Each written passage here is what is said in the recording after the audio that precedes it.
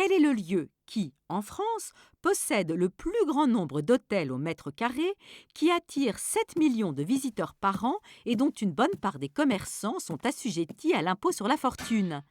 Paris? Mais non, voyons, Paris attire 29 millions de touristes. La Côte d'Azur? Vous n'y êtes pas. Le Mont Blanc? Il paraît que ce sera bientôt le cas, mais on n'y est pas encore.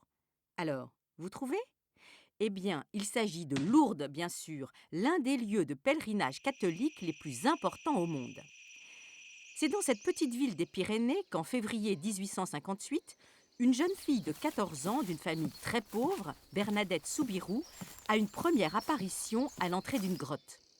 J'aperçus une dame vêtue de blanc. Elle portait une robe blanche, un voile blanc également, une ceinture bleue et une rose jaune sur chaque pied. Le premier miracle se produit le 24 février, une source jaillit de la grotte et, deuxième miracle, le 1er mars, une femme handicapée trempe son bras déboîté dans l'eau de la source et celui-ci retrouve sa souplesse.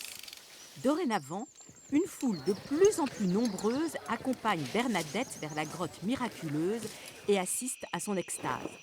De février à juillet 1858, Bernadette aura 18 apparitions de la Dame en blanc qui lui dira être l'Immaculée Conception, une formule que Bernadette, analphabète, ne connaît ni ne comprend. L'Église ordonne une enquête. Celle-ci sera très sérieuse. Des médecins, mais aussi des physiciens, des chimistes, des géologues analyseront les témoignages de Bernadette, mais aussi les faits, les guérisons, avec, dit-on, un sens clinique et critique très averti pour l'époque. 4 ans plus tard, en 1862, les apparitions seront reconnues authentiques par l'Église. Entre-temps, Bernadette Soubirous a prononcé ses vœux. Elle vit retirée dans un couvent de Nevers où elle meurt en 1879.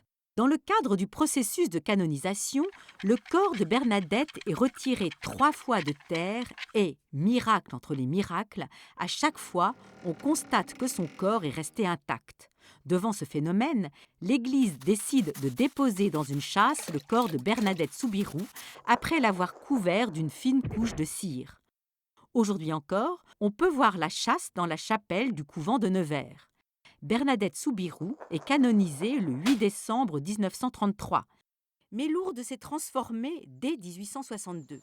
D'autant que l'avènement du chemin de fer va permettre très vite l'arrivée des trains de malades. Aveugles, malades mentaux, cancéreux, polio, etc., etc. On construit successivement des chapelles et des basiliques de plus en plus vastes jusqu'à la basilique souterraine de 1958 qui peut accueillir 25 000 personnes. Mais aussi, bien sûr, des hôtels, des résidences médicalisées pour les malades et des foyers d'accueil pour pèlerins et bénévoles, car c'est probablement là le vrai miracle de Lourdes. Ce sont peut-être les 600 000 jeunes en quête spirituelle qui accourent du monde entier pour se recueillir ici chaque année et les 120 000 bénévoles qui financent eux-mêmes leur voyage et offrent leur temps pour venir en aide aux quelques 70 000 malades qui, bon an, mal an, viennent à Lourdes se tremper dans l'eau de la grotte miraculeuse. Car depuis 150 ans, l'Église recense 7 000 guérisons alléguées et 66 vrais miracles. Si vous vous rendez en touriste à Lourdes, vous serez probablement pris entre deux feux. Car dans cette petite ville encaissée dans sa vallée, la première chose qui saute aux yeux, ce n'est pas la quête spirituelle des pèlerins, non. C'est l'énorme, l'invraisemblable supermarché de bondieuserie. Quelques 220 magasins jalonnent avidement les 2 rues qui mènent au sanctuaire. Eau de la grotte en flacon, grotte musicale en plastique, Sainte Vierge phosphorescente, l'imagination au service du kitsch religieux semble ne pas avoir de limite. Les boutiques, certaines immenses, ne désemplissent jamais et les tiroirs-caisses ne cessent d'engranger.